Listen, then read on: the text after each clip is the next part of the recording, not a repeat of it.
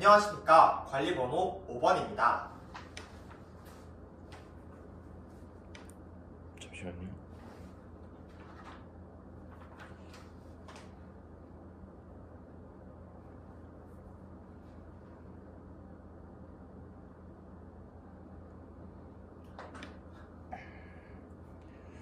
교통역 대기석에서 대기하고 시정령이 울리면 답변석으로 이동하여 앉아주세요.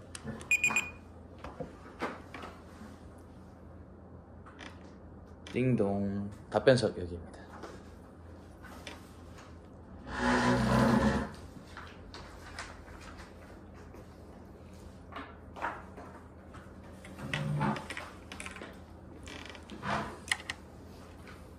총 15분 동안 구상형 세 문항과 책상이 즉답형 두 문항을 보시고 차례대로 말씀하십시오. 구상형 1번 답변 시작하도록 하겠습니다. 건강에는 신체, 심리, 사회관계 이렇게 세 가지로 정의되어 있습니다. WHO에서는 이 중 이 세 가지 모두 중요하지만 신체가 가장 우선시 된다고 이야기합니다. 따라서 이 내용을 토대로 체육의 활성화의 필요성에 대해서 말씀드린 뒤 학교 체육을 일상화하기 위한 방안 말씀드리도록 하겠습니다. 우선 학교 체육의 활성화의 필요성 두 가지 말씀드리도록 하겠습니다. 첫째, 가 자료에 따르면 코로나 이후 학생들은 저체력의 학생 비율이 매우 높아졌습니다. 하지만 포스트 코로나가 끝난 이후에도 이 비율은 점차 줄어들고는 있지만 그 폭이 크지 않습니다. 따라서 여전히 학생들은 저체력 학생의 비율이 매우 높다는 것을 알 수 있습니다. 둘째, 체육으로 인해서 학교 생활에 도움이 됩니다. 학생들은 운동 기능이 향상되고 긍정적으로 성격이 변화하며 교우 관계가 개선되고 스트레스가 해소될 수 있습니다. 이러한 방법으로 학생들은 즐거운 학교 생활을 할 수 있게 됩니다. 다음으로 이렇게 필요한 체육을 일상화하기 위한 방안을 세 가지 말씀드리도록 하겠습니다.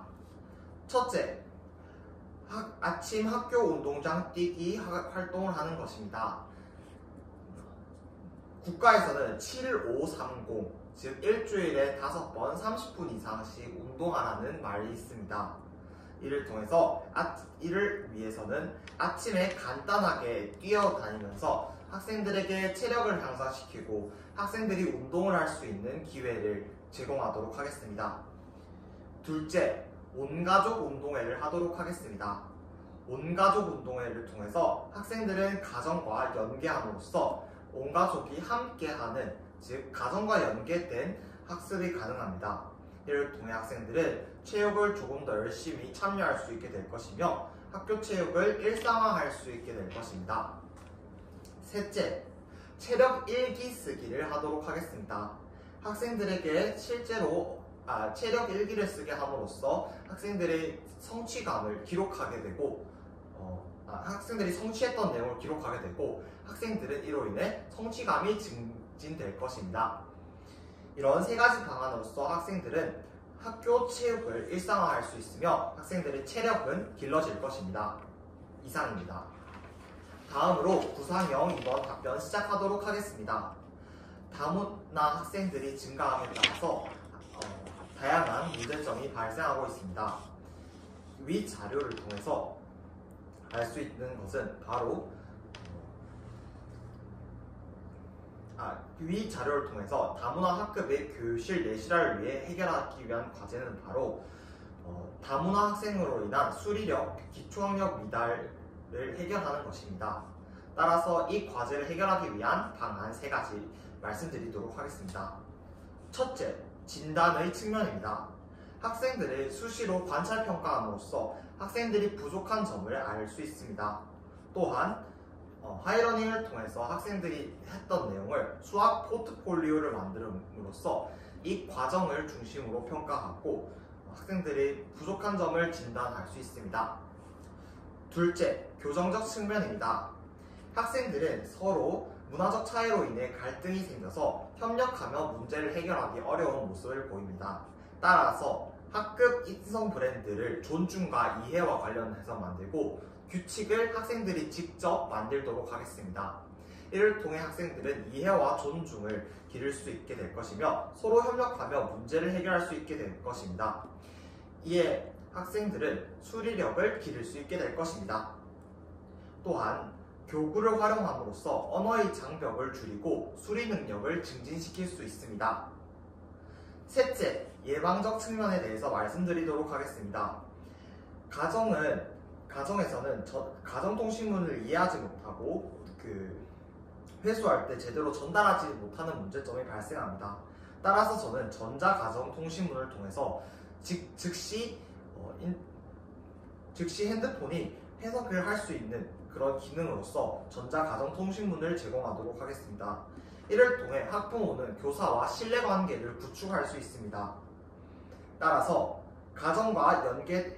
신뢰관계가 구축이 되었을 때 가정과 연계된 교육 매뉴얼 또한 체크리스트를 제공함으로써 학생들의 학습 격차를 또 학생들의 수리력 기초학력 미달을 예방할 수 있게 될 것입니다. 이렇게 진단, 교정, 예방적 측면에서 다문화 학생들의 수리력 미달이라는 다문화 학급의 교육 내실화 과제를 해결할 수 있습니다. 이상입니다. 다음으로 구상형 3번 답변 시작하도록 하겠습니다. 유네스코와 경기교육은 닮은 점이 많습니다.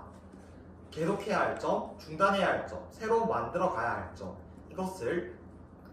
이것이 비슷했기 때문에 경기도에서 세계 최초 유네스코 포럼이 개최되었다고 합니다.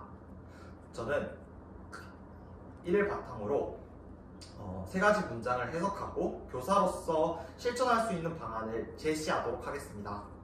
첫째, 경기교육이 계속해야 할 것은 학교 중심 교육으로 교육 바로 세우기라는 것입니다. 이는 학교를 중심으로 지역사회와 연계하고 그리고 시공간을 초월하여 온라인 학교를 활용하는 것입니다. 즉 교육의 1섹터인 학교를 중심으로 2섹터, 3섹터와 함께하여 공교육의 책임을 확대하는 것입니다.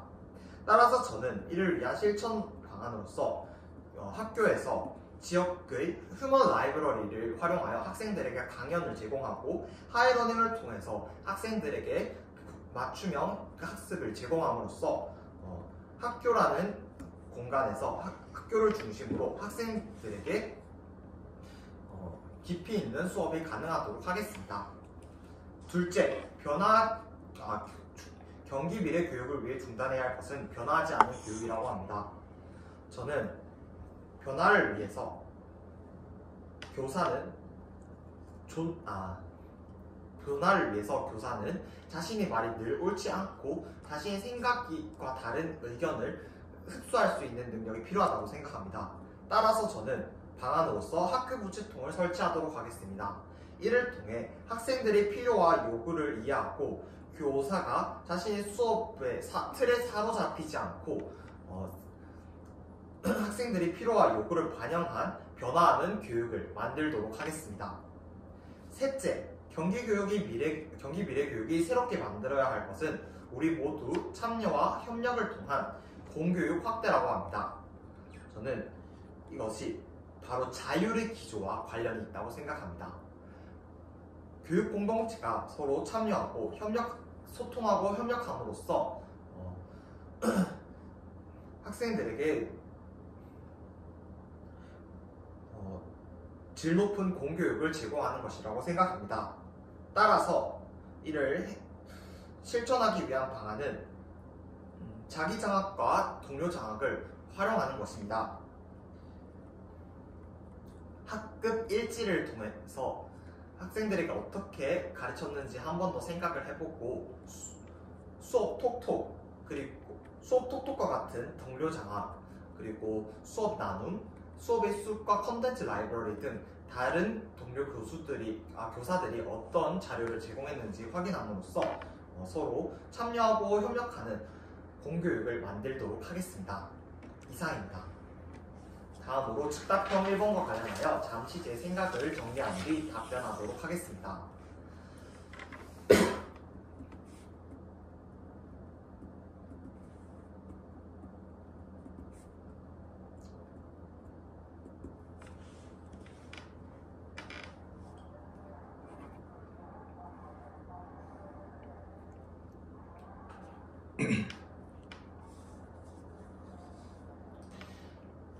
질문 즉답형 1번 답변 시작하도록 하겠습니다.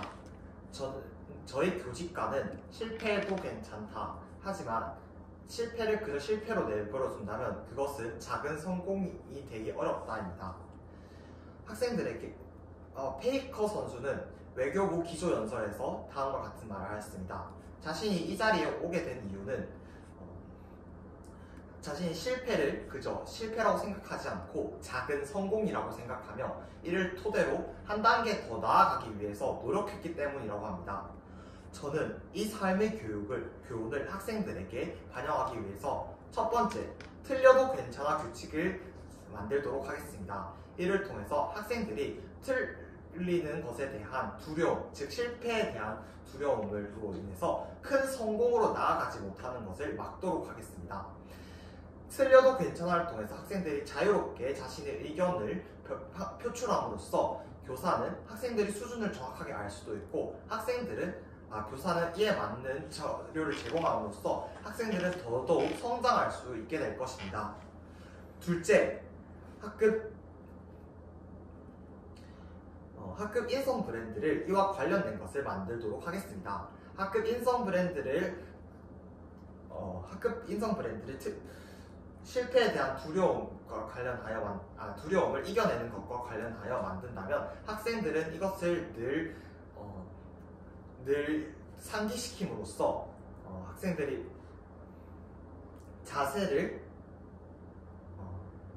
학생들이 실패에 대해서 바라보는 자세를 바꿀 수 있게 될 것입니다.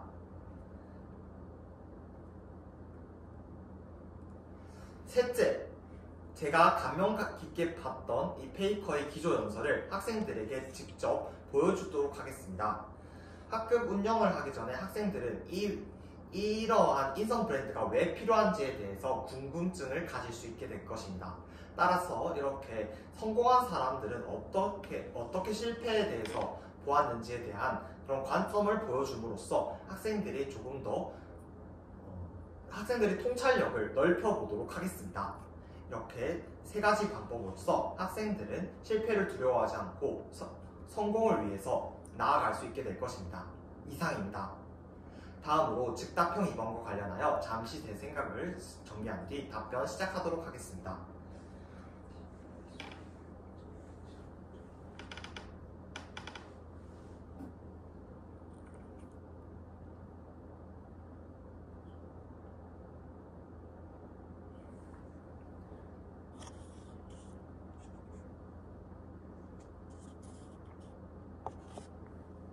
즉답형 2번 답변 시작하도록 하겠습니다.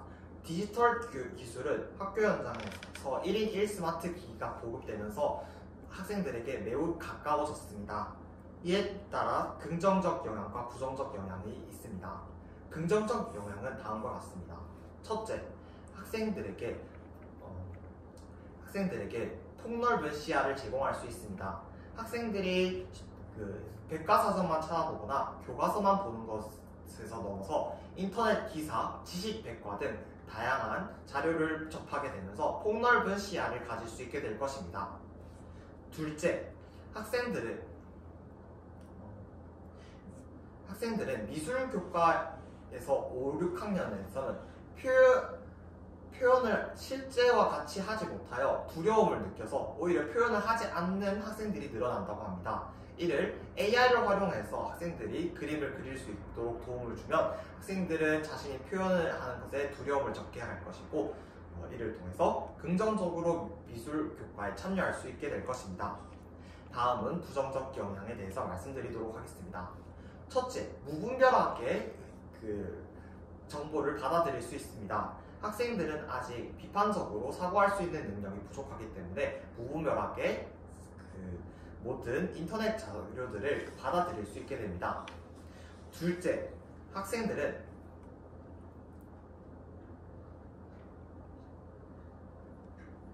학생들이 디지털에 너무 의존하여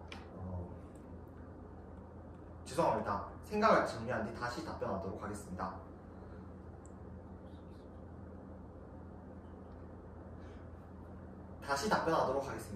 둘째, 학생들이 디지털 시민 역량 그리고 디지털 창의 역량이 부족할 경우 오히려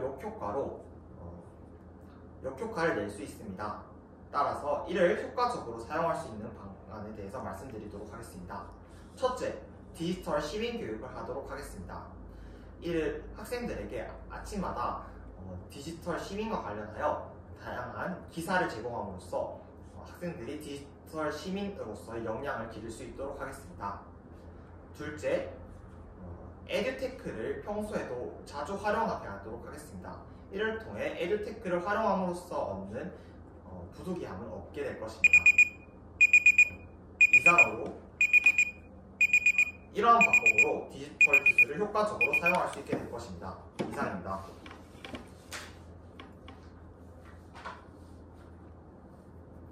수고하셨습니다. 나가셔도 됩니다.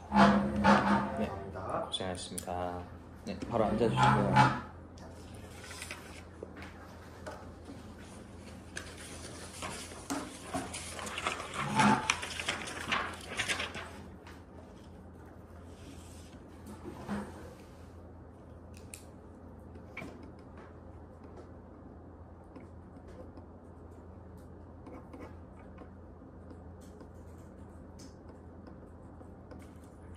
일단 구상형 1번부터 가보겠습니다. 전체적으로 답변 시간 배분은 괜찮았는데요.